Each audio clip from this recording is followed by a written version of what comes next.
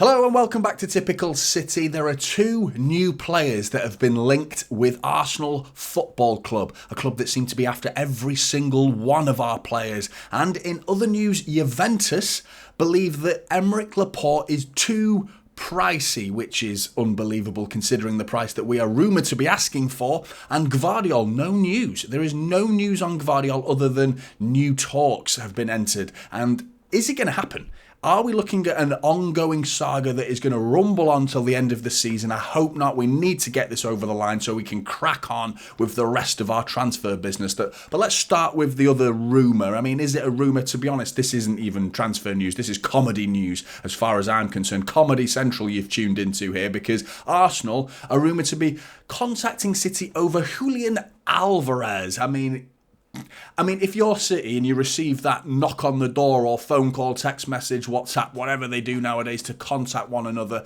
what about Alvarez? Is he available? You just met with a...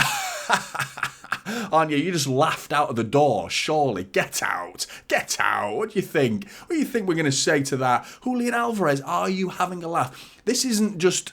This is two people as well. Football 365 and the Nacional have teamed up to report this information, and Kyle Walker is the other one. So you've had Gabriel Jesus, you've had Zinchenko, okay, and that proved, you improved yourself, but it proved to actually do nothing for you. You ended up with no trophies at the end of last season. And now it's like, wow, who else can we go for? I'm not convinced there's any truth in this, in all honesty. I do believe this is stirring the pot a little bit. It's starting to look like an attempt to unsettle City and the players that are currently... that have question marks over your head. Julian Alvarez doesn't have a question mark, and he's been labelled in this article from Football 365 as transferable.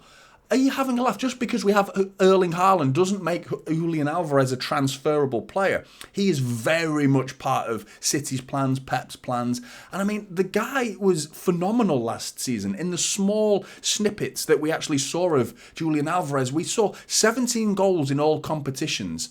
And that's because...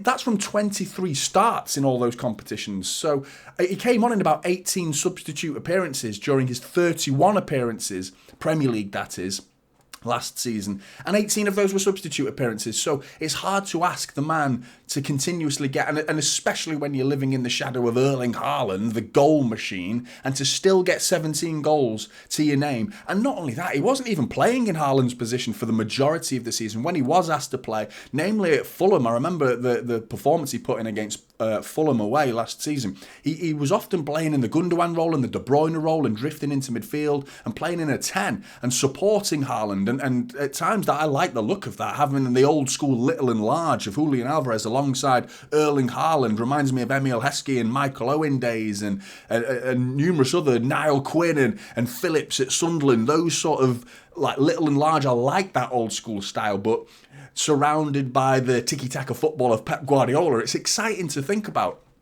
But the idea that Arsenal have even attempted this is nonsense as far as I'm concerned. There's not a chance a City going to allow Alvarez after 1 year to go to our title rivals after he stuck 17 goals in the back of opposition nets last season. No way, no way. And even the Walker one, the guy's a Premier League rival for Arsenal, a genuine title challengers next season. And you think that a former Spurs player and a current champion of England and treble-winning player is going to go for a cheap fee as well, with only a year left on his contract. I do think Walker's putting the squeeze on City with the rumblings of Bayern Munich. With him going to Bayern Munich or the contract that's on the table for him at Bayern Munich, I think he's put that in place to put the squeeze on the City officials to really get this over the line, because he obviously wants to stay. As far as I'm concerned, I think he's got plenty of time left in a City shirt. But the idea of Alvarez is laughable. Some of the goals as well he scored last season, we haven't even seen the best of him. We have not seen the best of him. Not a chance. The issue for me is we don't want another Jesus situation where he's living in the shadow of Aguero. He was at those times, and he was never really given... like Jesus was never given 10 games in a row where he played every single game. Right, I'm going to give you a third of the season to prove yourself. Go and get as many goals as you can and play as best as you can and get to the heights that I want you to get to. Jesus wasn't given that luxury, unfortunately, and he was given time, and he did play well for City, and I really liked the effort that he put in. But from his recent podcast interview, and he had to badmouth Pep, that's kind of tarnished all that now, and the image that I have of him is a negative one now, and it's a shame. You don't want Alvarez to be in that same position. He's of the same age, he's the same type of player, that live wire, that busybody that runs about up front and causes chaos, and he's got a goal to his name. But for me, the difference is Alvarez can finish. Jesus can't. He can, but he would miss the easy ones, Jesus, and score the hard ones. Alvarez seems to do both. He's got that Aguero finishing ability, but he's got the work rate of a Tevez as well. And the blend of Aguero and Tevez is you don't get a much better blend than that, really, do you? But the idea that Arsenal are in for him, it can't be true. It has to be nonsense. It cannot. And even if it's true, they had to be laughed out of the building. Get out. Not a chance. Not a chance. But then on to Aymeric Laporte, another laughable situation, really, is Tutto Juve, a publication over in Italy, suggesting that insiders at Juventus believe the 25 million price tag that we've attached to Aymeric Laporte is too high. Too high. 25 million for a 29-year-old Aymeric Laporte, who is a world-class centre-back, sitting alongside Rodri for Spain. He was amazing, and every time he comes on and plays for City, he never drops below 8 out of 10. He's been immense for City, and it would be a shame to see him go. And the likeliness is he is going to leave purely because of Gvardiol and the likeliness of that deal, which I'll get onto shortly. But to suggest 25 million is too high, there's a gulf. There is a financial gulf between the Premier League and the rest of Europe, and that gulf is growing and growing and growing. But you cannot expect to command the 80 million for Pogba and Real Madrid 90 million for going all the way back. The huge fees on Hazard and numerous fees that European leagues have had to spend. They have to keep that model, but they can't expect us to spend on their players and spend over 100 million on their players. Enzo Fernandez, for example, is the most recent one to break the £100 million mark. But then you don't want to spend that same money back towards the Premier League. It has to go in a cycle.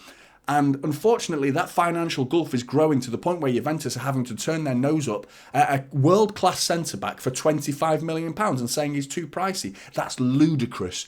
It's absolutely ludicrous. And any European club who has the funds of a Juventus and that top tier 1 Champions League level of football club, if you've got 25 million in the bank, if you're in that Champions League, you're likely going to have 25 million to spend on a budget. And if Aymeric Laporte and you need a centre-back, how are you not snapping your arm off for Aymeric Laporte, 25 million? What a deal that would be. And to turn the nose up at it, we could end up with another problem because of the Gvardiol deal.